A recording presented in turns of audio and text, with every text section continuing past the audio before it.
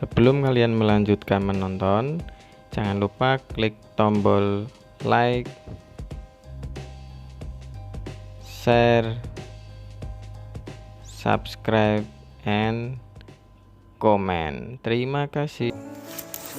Assalamualaikum warahmatullahi wabarakatuh. Selamat pagi, selamat siang, selamat sore, selamat malam, dimanapun teman-teman berada. Kali ini beliau ini salah satu mantan penderita mantan pasien corona. Ya.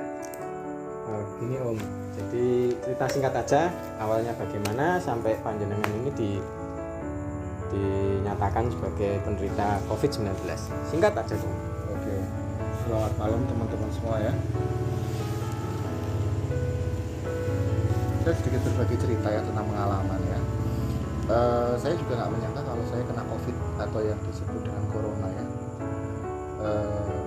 Saya gejala awal itu cuma mual, terus suhu badan atau greges ya, naik turun, terus badan pada linu, pegel-pegel itu, terus pusing Ya, jadi cuma gregesi, pusing, badan pegel-pegel, mual, kuncinya di mual. Nah, waktu itu saya sempat ke salah satu dokter penyakit dalam untuk periksa dokter, dan saya mutusin untuk cek lab, takutnya saya kena tipes dan lain sebagainya. Ternyata kata dokter itu saya lambungnya ya. Jadi dikasih obat lambung. Singkat cerita, 3 hari konsumsi obat dari dokter, ternyata nggak ada perubahan Om. Tidak ada perubahan. Jadi saya memutuskan untuk berkunjung ke salah satu IGD di rumah sakit di Banyumas ya, untuk minta diinfus. Karena kan kata teman-teman saya yang praktisi kesehatan itu kalau diinfus itu seger gitu badannya. Ya. Saya cobalah saya datang langsung ke IGD, datang sendiri ke sana untuk minta diinfus. Ternyata benar. Setelah infus habis 2 botol, saya nggak ngerti yang botol pertama itu apa, botol kedua apa ya. Karena saya ditanya, Pak, yang dirasa apa? Saya cuma mual sama pusing. Nah, saya dikasih 2 botol itu habis, enak banget badannya, serius, seger ya. Terus saya putusin, saya mikir gini, ini diinfus sebentar aja enak ya. Berarti saya daripada pulang, mendingan saya di situ. Iya, saya minta 1-2 hari untuk nginep di situ. Ternyata dari dokternya bilang, Pak, untuk syarat organ itu harus rapid. Bapak di rapid dulu ya. Oke. Saya nggak berpikir kalau saya kena COVID gitu. Dan akhirnya di rapid. Dan singkat cerita hasilnya reaktif. Setelah reaktif, akhirnya di swab atau permintaan sendiri. Jadi gini, setelah reaktif dari pihak rumah sakit nawarin, Bapak ini mau jadi lanjut untuk opnam, nanti kita siapin ruangan khusus. Atau Bapak mau ngurus ini kok reaktif, berarti Bapak harus swab atau mau gimana, mau pulang untuk isolasi mandiri. Saya sempat berpikir di situ ya, banyak pertimbangan yang banyak di pikiran, mungkin di teman-teman semua juga merasa kalau saya reaktif di swab positif, apa kata tetangga, apa kata teman, apa kata keluarga. Tapi kalau saya nggak swab, bagaimana nanti kesehatan anak, kesehatan istri, kesehatan keluarga, kesehatan tetangga? Apakah itu nggak membahayakan mereka? Jadi setelah saya pertimbangkan baik buruknya, saya berbulat hati ya, membulatkan tekad untuk saya swab. Akhirnya di swab juga. Dan saya swab, tapi saya ngomong sama pihak rumah sakit dan saya dapat jadwal hari bukan enggak hari itu setelah hari itu di IGD, hari berikutnya swab. Itu pulang dulu berarti ya. Pulang dulu setelah swab. Saya pulang, tapi di perjalanan saya menghubungi istri. Kebetulan saya hidup tinggal serumah dengan 2 anak dan 1 istri ya. 2 anak dan 1 istri. Jangan dibalik ya. Jadi saya menghubungi 2 istri 1 barep semua. Kalau saya ternyata di rapid reaktif dan besok insya Allah mau swab, tolong saya disiapkan kamar dan pakaian dan apapun kebutuhan saya disendirikan. Jadi dijauhkan dari keluarga. dijauhkan dari keluarga. Intinya itu ya, jadi minta disendirikan. Posisinya udah sehat badannya. Waktu pulang dari sana kan habis diinfus Pak ya, jadi Seger ya? seger, dan saya juga disangoni beberapa obat, saya nggak tahu ya, obat dan vitamin mungkin ya, disangoni, jadi ya badannya enak kalau saya bawa kendaraan sendiri. Oh iya. Sana kesini. Dan akhirnya setelah sekian hari panjenengan ditelepon, hasilnya adalah positif teman-teman. Jadi 3 hari. setelah 3 hari ya, setelah 3 hari di swab, beliau ini dinyatakan positif corona. Dan ingat, gejala awalnya adalah lambung mual, seperti kata Dr. Zaidul Akbar bahwa sekarang corona itu banyak menyasar di Menyerang lambung ya, Pak? menyerang lambung. Jadi orang lambung itu kan glegeken apa ya, sendawanya itu panas di sini, mungkin ada infeksi di sini, jadi karena panas itu. Jadi mungkin dari sana, itu pendapat saya pribadi aja. Cuma Dr. Zaidul Akbar mengatakan seperti itu. Kemudian setelah ketahuan positif, panjenengan singkatnya aja langsung di rumah atau di tempat khusus? Saya kebetulan waktu itu di hari ketiga ditelepon sama pihak rumah sakit yang melakukan swab ya, bahwa kalau nggak salah itu jam 8 atau jam 9 malam, saya agak nggak ingat ya, habis isya ya. Habis isya. Saya ditelepon kalau saya itu positif hasil swabnya. Dari sana ada 2 opsi, apakah Bapak mau karantina mandiri atau karantina di luar, maksudnya di luar rumah ya, di luar rumah, di tempat karantina khusus ya. Nah, saya nanya, saya sempat nanya, Bu, saya dikarantina di rumah sakit ya? Oh bukan Pak, Bapak tidak dikarantina di rumah sakit karena Bapak ini termasuk gejala ringan. Untuk yang di rumah sakit adalah yang orang-orang yang memang ada gejala agak berat ya, penyakit penyerta apa ya namanya, saya kurang Comorbid. paham ya. Nah, gitu. Ada komorbid. Gitu. Nah setelah itu terus ditawarin, Bapak mau dijemput jam berapa? Berarti Waduh, dari pihak rumah sakit mau menjemput ya? saya kurang paham yang jemput itu siapa, tapi pihak rumah sakit itu nawar, Bapak mau dijemput jam berapa? Saya bilang, enggak, saya tak kesana besok aja, saya dikasih alamatnya, biar saya berangkat sendiri. Berarti kondisi badan itu sudah seger. Alhamdulillah mungkin. Setelah di UGD itu dikasih obat dan diinfus itu kondisi seger ya, enak. Kemudian akhirnya jenengan berangkat ke tempat tersebut, dan di sana berapa hari? Kurang lebih 11-12 hari. 12 hari. Kegiatannya apa aja di sana? Jadi ya, sholat subuh ya pasti pagi. Ya. Sholat nggak ini? Alhamdulillah. Ya Allah. Sekarang saya tidak sholat karena sekarang lagi ngobrol ya. Oh iya. Ini bukan jamnya sholat. Iya. Jadi ini sedikit cerita ya.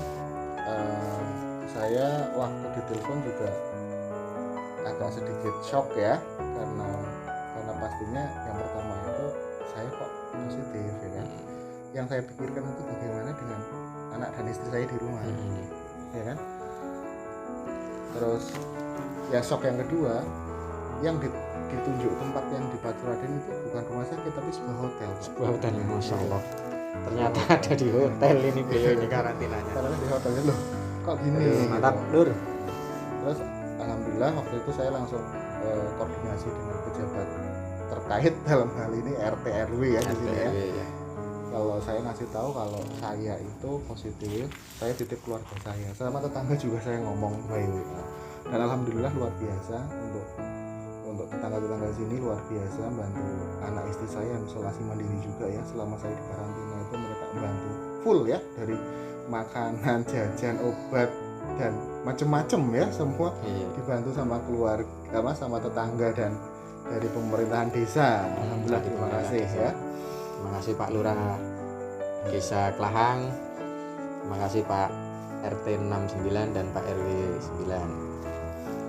Kemudian untuk kegiatan Pak ya, kegiatan di sana? Kegiatan di sana itu biasa Pak, pagi pastinya karena saya muslim, saya sholat subuh dulu, kemudian habis itu saya terapi Pak.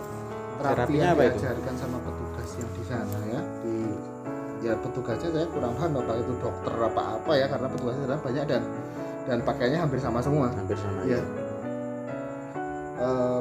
Terapi yang diajarkan adalah terapi minyak kayu putih Pak. Jadi kita air dididihkan, kita satu orang itu dikasih satu kayak teko ya. Oh ya, kalau di hotel tuh kan ada pemanas itu ya. Ya, dididihkan, setelah mendidih dikasih minyak kayu putih dan nanti kita hirup. Minyak kayu putihnya ditetesin gitu ya di airnya ya. Iya, dimasukin airnya. Hmm. Untuk takarannya kemarin berapa? 4 sendok. 4 sendok teh ya. 4 sendok teh per Minyak kayu satu. putih? Iya. Hmm, 4 sendok. juga ya. 4 sendok teh per 1 gelas air. Kalau nggak salah itu ya. Itu nanti kita hirup selama 15 sampai 20 menit setiap pagi. Nah, setelah itu nanti nunggu matahari agak naik, agak panas karena di sana dingin banget, Pak. Oh iya, di Baturaden ya. sih. Dingin banget. Loka wisata itu ya, dekat dengan loka wisata Baturaden. Ya, jadi setelah agak anget itu jam 7-an itu kita nanti ada senam bareng. Kita turun ke bawah, kebetulan saya di lantai 2 jadi saya harus turun ke bawah. Nanti ada olahraga bareng dipandu sama petugas. Terus kita juga disarankan untuk berjemur. Nah, biar pasien-pasien karena di sana banyak orang, ada sekitar 50 sampai 60 orang ya. Lumayan banyak ya. Lumayan banyak. Biar pasien-pasien mau berjemur itu ya dibikin kayak suatu game yang menarik dan bikin ketawa gitu sama petugasnya. Petugasnya luar biasa, terima kasih. Seperti outbound itu ya. Ya, kayak kita pramukaan ya, Pak. Ya. Itu tiap hari seperti itu ya. Tiap hari gitu rutin. Selesai itu kemudian mandi, Nanti sarapan, terus nunggu makan siang, kemudian setelah itu nunggu makan malam, tidur. Ya. Jadi paginya seperti itu terus ya selama 12 hari ya. Jadi luar biasa di sana sampai kita yang pasien itu saya sampai punya jargon bahwa sekarang ada pasal ya. Tambahan, pasal 34 ya. Fakir miskin dan anak terlantar dipelihara negara. Sekarang ada tambahan pasien COVID dipelihara negara juga. Iya. Terima kasih buat Bapak Presiden, Bapak Gubernur Jawa Tengah, Pak Ganjar Pranowo, Bapak Bupati Banyumas, Bapak Insinyur Ahmad Hussein yang telah memelihara salah satu tetangga saya ini, teman saya ini, saudara saya ini yang sedang diberikan nikmat corona sampai akhirnya beliau ini dapat surat lulus dari sana dan bisa kembali berkumpul lagi bersama keluarga, bersama saudara, bersama tetangga. Ini pesan-pesan untuk teman-teman yang di luar sana seperti apa supaya tidak terkena. Jadi gini teman-teman semua, untuk yang sudah kena harap ikhlas dan sabar. Ini sakit bukan aib atau bukan sebuah kejahatan, dan pasti semua akan sembuh pada waktunya. Yang penting kita ngikutin aja sesuai dengan anjuran-anjuran yang sudah diarahkan dari petugas-petugas terkait ya. Untuk yang belum atau tidak kena, jangan sampai kena. Di sana enak tapi jangan pada nyusul ke sana. Ya, jangan nyusul ke sana ya. Gak usah, enak di rumah sama keluarga dan tetangga ya. Untuk yang belum kena, patuhi protokol kesehatan. Selalu pakai masker, ganti masker ya, jangan satu hari pakai itu terus. Oh iya. Terus yang kedua, cuci tangan setelah pegang sesuatu barang asing ya. Yang ketiga adalah social distancing. Tetap jaga jarak. Karena kita nggak pernah tahu yang kita ajak ngobrol, yang kita dekat kita itu adalah orang yang udah kena atau belum. Karena banyak OTG kan, orang kan gejala. Termasuk mungkin saya juga gejala ringan ya. Gejala ringan. Jadi ingat pesan ibu, pakai masker, cuci tangan, jaga jarak. Begitu kira-kira ya, Mas. Ya. Benar. Kemudian tambahan lagi dari saya satu lagi buat kita yang alhamdulillah kita diberikan nikmat kena. Mari kita terima kembali pada teman-teman kita, saudara kita yang sudah sembuh dari corona. Mereka sudah bebas dari corona. Tetap meskipun harus tetap menerapkan protokol kesehatan. Dekati mereka, kembali lagi bersama seperti kemarin. Begitu kira-kira. Ada tambahan lagi? Cukup? Satu lagi Pak. Satu lagi ya. Mungkin saya menambahkan, COVID ini adalah penyakit yang menguji kita tentang Kejujuran ya. Kalau kita merasa ada gejala seperti itu, apakah kita mau jujur apa enggak? ya.